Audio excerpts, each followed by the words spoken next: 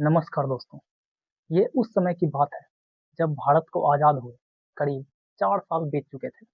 एक तरफ जहां लोग आज़ादी की ताज़ी हवा में सांस लेना सीख रहे थे, वहीं दूसरी ओर किसान अब भी लाचार और मजबूर थे। उनकी जमीन पर अब भी पूंजीपतियों और जमींदारों का कब्जा बरकरार था। साथ ही इस पर सरकार भी कुछ खासा ध्यान नहीं दे रही थी।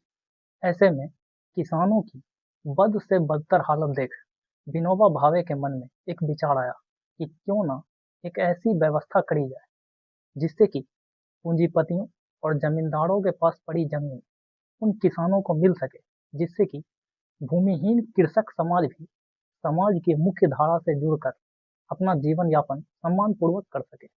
लेकिन जमींदारों से जमीन लेकर किसानों को सौंपना भी अपने आप में एक चुनौतीपूर्ण कार्य था जो विनोबा भावे को करना था। इस काम को पूरा करने के लिए जरूरत थी एक बड़े आंदोलन की, जिसमें जमींदारों से उनके जमीन का 1/6 हिस्सा दान में मांगे जाने की योजना बनाई गई।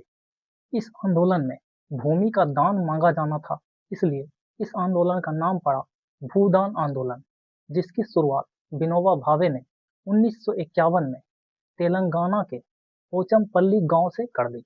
अब विनोबा भावे किसानों को साथ लेकर गांव-गांव घूमकर जमींदारों से बात की और उनसे अनुरोध किया कि वे अपने जमीन का छठा हिस्सा किसानों के लिए दान में दें। बहुत सारे जमींदारों ने इस आंदोलन में अपना भरपूर योगदान दिया। कईयों ने तो, जो कई गांव के मालिक थे, उसने एक-एक गांव ही दान में दे दिए।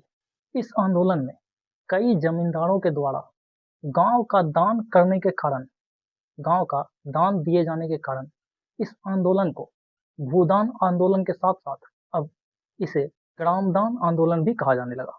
भूदान के साथ अब इसे ग्रामदान आंदोलन भी कहा जाने लगा, क्योंकि गांव दान में मिलने लगे थे।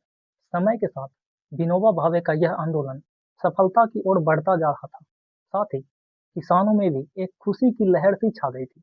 लेकिन कहते हैं ना कि गरीबों के पास खुशी लंबे समय तक नहीं टिकती, और हुआ भी कुछ ऐसा ही। हुआ ये कि विनोबा भावे के अनुमान अनुसार करीब 5 करोड़ एकड़ जमीन दान में मिलने का लक्ष्य रखा गया था, लेकिन उनमें से केवल 45 लाख एकड़ जमीन ही दान में मिली। पर असल समस्या यह नहीं थी कि अपेक्षा अनुसार बहुत कम जमीन दान में मिली। समस्या ये थी कि इस आंदोलन के आड़ में कुछ जमींदारों ने इसका अनुचित लाभ उठाया। उसने भूमि सीमांकन कानून से बचने के लिए अपने जमीन का छठा हिस्सा दान ना देकर केवल एक ही हिस्सा दान किया। साथ ही कुछ जमींदारों ने ऐसी जमीन दान की जिस पर खेती ही नहीं की जा सकती थी, यानी कि बंजर जमीन का दान कर दिया। और कुछ ने तो ऐसी जमीन दान की जिस पर केस चल रहा था, जो किसानों को सुपुर्द नहीं किया जा सकता था। इस प्रकार 45 लाख एकड़ जमीन में से कुछ ही जमीन किसानों के सुपुर्द की जा सकी, यानी किसानों को दी जा सकी। अब यहाँ से किसान दो धड़ों में बंटने शुरू हो गए। एक वैसा धड़ा जिनके पास जमीन मिली, यानी जिन किसानों को जमीन मिली, वे किसान अपना खुशी-खुशी जीवन यापन करने लगे खेती करके। और दूसरा धड़ा जिसको जमीन नहीं मिली, उसमें नक्सलवादी विचारधाराएं पनपने लगी।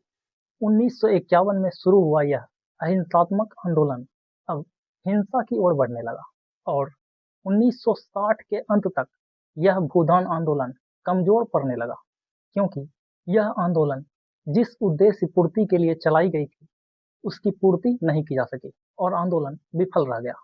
ऐसे में कुल मिलाकर कहा जाए तो भले ही यह आंदोलन अपेक्षानुसार सफलता नहीं प्राप्त कर पाया, किंतु आज़ादी के बाद यह उन कोशिशों में से एक था जो रचनात्मक आंदोलन के माध्यम से भूमि सुधार की कोशिश की गई। इस आंदोलन का आधार किसी भी प्रकार से रक्तपात का नहीं था, इसीलिए इस आंदोलन को भूदान आंदोलन, ग्रामदान आंदोलन के साथ-साथ इसे रक्तहीन क्रांति के नाम से भी जाना जाता है। आचार्य विनोबा भावे को इस आंदोलन के दौरान किन-किन बातों का ध्यान रखना चाहिए था, इस पर आपके क्या विचार हैं? आप कमेंट बॉक्स में लिखें। साथ ही वीडियो इन्फॉर्मेटिव लगा हो तो चैनल को सब्सक्राइब कर इसे दोस्तों के साथ अवश्य शेयर करें। धन्यवाद।